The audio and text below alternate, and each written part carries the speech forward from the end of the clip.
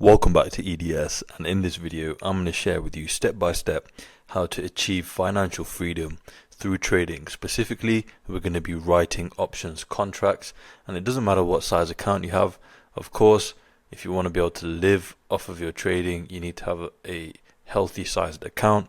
But even if you have a small account, it's okay. I'm going to show you exactly what you need to do to build it up, and if you already have a larger account, you can use these strategies to essentially live off of.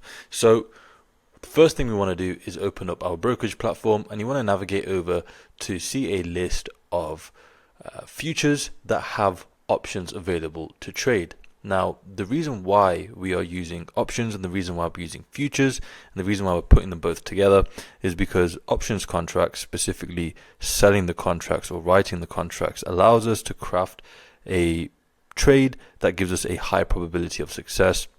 And the reason why we use futures is because futures uses span margin, and span margin allows us to be very capital efficient. So even if you have a small account, this will be perfect for you, and if you have a larger account, it just means that you get to enjoy higher returns on capital on your money.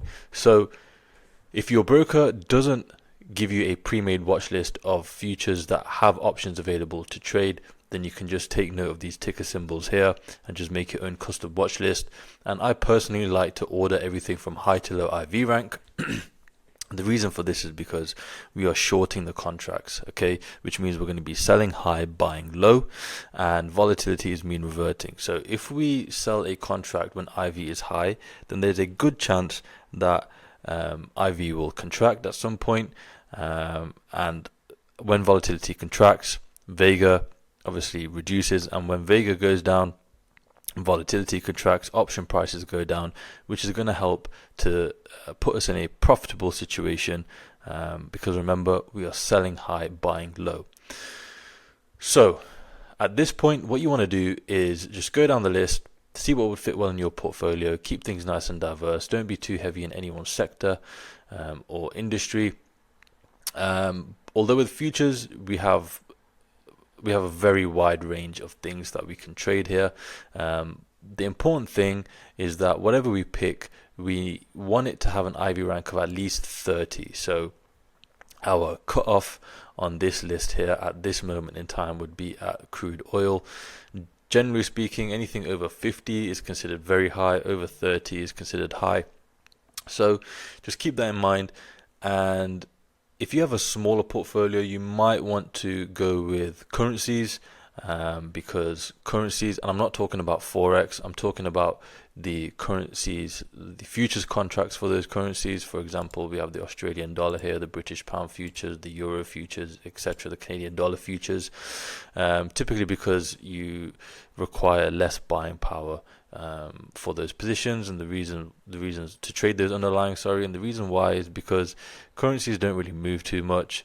They typically have low absolute IV levels. So if you have a look here, we've got soybean futures with an IV level of 41%.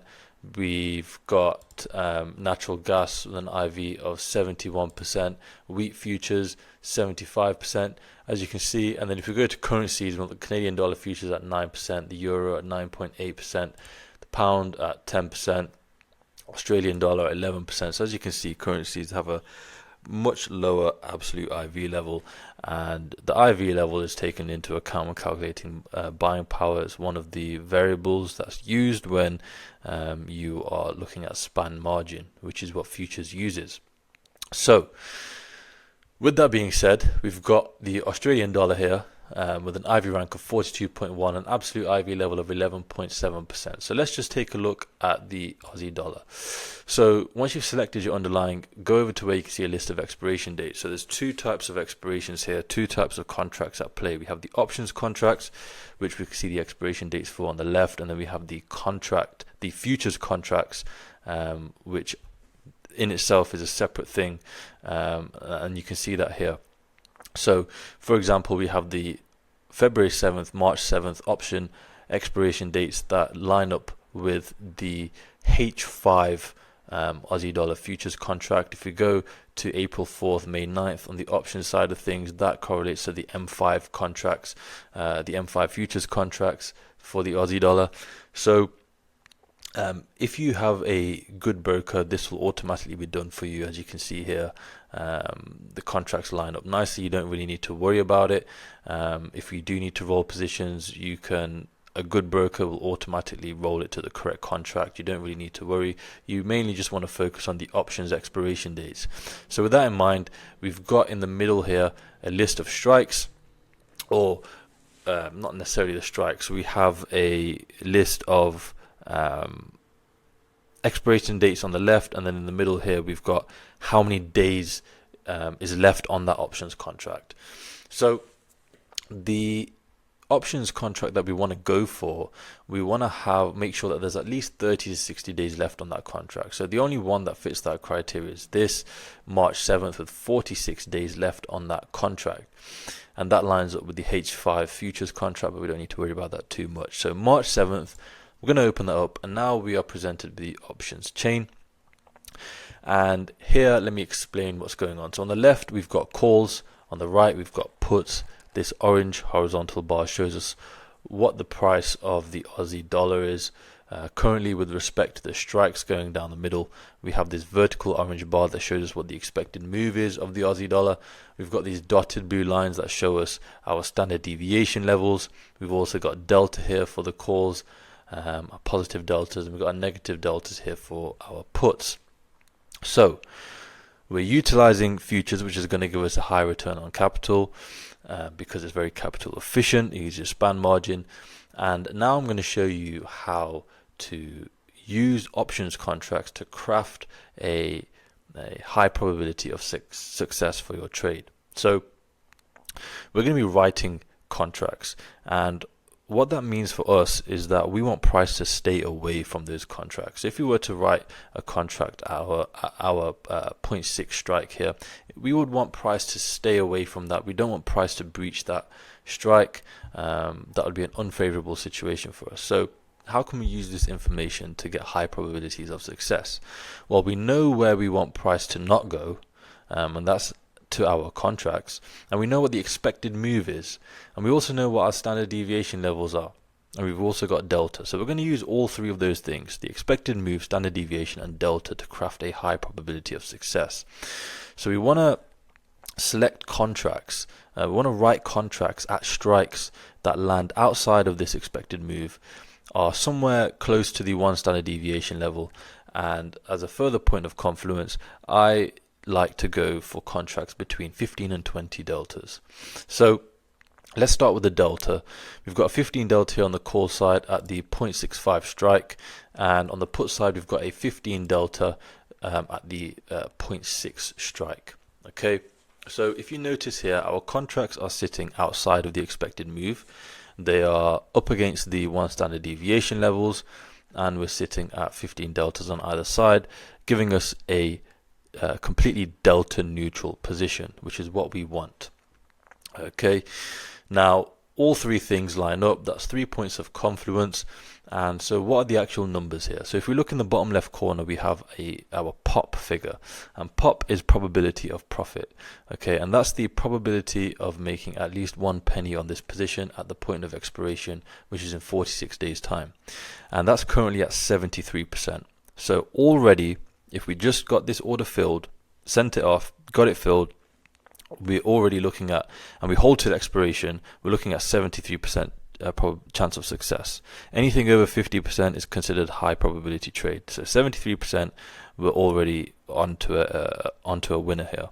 Now, what if we don't want to hold till expiration? What if we want to get out at, say, 50% of max profit? Well, we have a P50 number here. Okay, and it's not displayed. It's not displayed for futures, but typically it's about 10 to 15% higher than our POP. So our P50 figure would be anywhere between 83 and 88%. So we've got probabilities of success as it stands between 73 and 88%. Okay, now On top of that, you want to take into account that implied volatility is usually overstated compared to actual volatility. So our probabilities of success would then be even higher than that. But we're just going to assume that that's a bonus. We're not even going to factor that in. So we're looking at probabilities of success between 73 and 88%, and we've not even got the order filled yet. Okay, and this is basically the position, right? So let's have a look further at some more numbers. Now we've got this number here in the middle. This is our mid price. It's currently at 0.0036, and I believe the Aussie dollar has a contract multiplier of 100,000. So if we were to get filled at this price, each contract would control 100 shares, or 100 futures contracts, 100 Aussie dollar contracts. So you don't really need to worry about the contract multiplier because your broker will automatically work this out. So when you multiply it out, we get our max profit here. So this is what we would actually collect in dollar terms, $360 here. That's our max profit. So if we get filled at this price, 0.0036, we would collect $360 up front. Okay, and we also have our theta number. So assuming all things remain equal, as we move through time, every day we would get a daily theta decay of $11.76.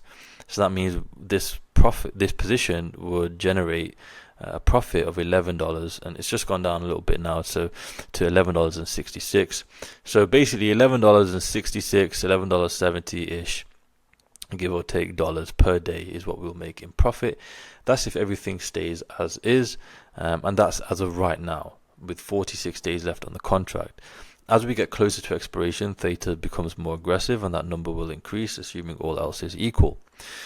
Now, everything looks all well and good up to this point, so how much buying power do we need to use to open this position? Well, we can see here our broker is going to require just under $659 in buying power to open this position. So our max profit is $360. We need $659 to open the position, and as we can see, this is a very high return on capital, which we'll get within the next 46 days. We've got between a 73 and 88% chance of this coming through in our favor. So we've got a very high probability of success, very high return on capital. So on the left, our high probabilities of success are thanks to us using options as our vehicle of choice, and our high return on capital is thanks to us using futures, which uses span margin. If this was equities, our return would probably, with a high IV rank, could probably be in and around 10% for a naked position, something like this. But as you can see here, our return on capital is much higher than 10%, and that's thanks to span margin. So that's essentially the position. And from here, what you can do is, and just one thing before I forget to mention, $659 should and would fit in most portfolios. Even if you have a small account, this is a strategy that you can use to very aggressively grow your account. Now from here, you can manipulate the position further. You can go a little bit further out, be more conservative. You'll collect less premium up front. Your probabilities of success will increase. Your buying power requirement will decrease, and you're also taking less risk. The less risk, the less reward. The flip side of that is you can be more aggressive. Say you want to go to a 20 delta on either side. You'll collect much more premium up front. Your buying power requirement will be slightly higher, but if you notice now, our return on capital is higher as well. Our probabilities of success have slightly reduced, but our POP is still at 67%, and our P50 would still be, 67, between 67 and say 75%. So very, very high probabilities of success still. And this is before you take into account that implied volatility is usually overstated compared to actual volatility. And if a position moves against you, you can also make adjustments, so we are going to win most times, but in the times that we don't win, we can work the position in a way that allows us to turn that losing position into a break-even position, or even a small profit or a small loss, or whatever it might be. And this is before taking into account any of that stuff. So this should really open your eyes to what's possible using options and futures together. Okay, now there is only one other thing that you do need to know, and that is how much buying power should you be allocating to your positions. Well, in order to figure that out, we've created a free position sizing template. The link is in the description. Just click that button and it'll take you over to the spreadsheet. The way it works is you enter in the size of your portfolio. So say if you have a $100,000 account, you then enter in whatever the current VIX level is below it, say if it's 19.8. And then everything below will then be automatically calculated for you. So all you need to do is use this information to form the backbone of your portfolio. It will tell you the maximum amount of buying power to allocate to a single defined risk position. Undefined risk position, how much of your portfolio you should be allocating to short premium strategies in general, the minimum amount of your portfolio to allocate to undefined risk trades. The example that we just went over in this video, that was a naked or undefined risk trade. Basically, as long as you follow this, you'll be absolutely fine. If you have a very small account, say if it's like $5,000 or something like that, or maybe even less, you may need to bend the rules a little bit. Just because your account is so small, you may need to be more aggressive and bump up the percentages slightly, but try and stick to this as best you can. And if you would like to learn in more detail about what we do and how we do it, again, link will be in the description. This time click on EDS Premium, get yourself signed up. Inside you will have access to our portfolios that allow you to see the positions that we're placing, how we're managing risk, how we're making adjustments, all in real time. So you can see everything completely transparently. And there's also a full course, so no prior knowledge is required. We will teach you everything that you need to know from start to finish. It is a private community, so if you do get stuck, you can speak with myself directly or with other like-minded individuals. There's a 100% money-back guarantee. So if after 6 months, once you've gone through the full course, followed some of our trades, and if you're not profitable at that point, then we will work with you for free until you are, or you can simply request a full refund. So it's completely risk-free for you. Right now, the price is $9.99 a month. It was £1 a month before, but we've just increased the price. I did say that we were going to increase the price, and the price is currently $9.99. But once this next batch of members join, the price will be then increasing further from here on out as well, and the price is just going to keep on increasing. So you are rewarded for getting in early. The earlier you get in, the better the price you get, and no matter how high the price goes in the future, the price that you get in at, that's locked in for you for life, as long as you don't leave and then join again. If you leave and join again, then you'll have to pay whatever the price is at that time whenever you decide to join again. But get in while you can. You are rewarded for getting in early. And the aim of EDS Premium is to teach you the skill of how to write contracts, how to manage your risk, how to make adjustments properly. We don't aim to keep you dependent on us. We want you to learn the skill, have the ability. It's something that you can take with you for the rest of your life. Nobody can ever take it away from you. You can use it to build your portfolio that will pay you every single day by way of theta decay. And it's one of many ways that you can achieve financial freedom in this life. So we aim to get you to that point where you are completely self-sufficient within about 6 to 12 months. You're always welcome to stay and be a part of the community, but within 6 to 12 months you should be good to go. So with that being said, I will see you guys on the inside.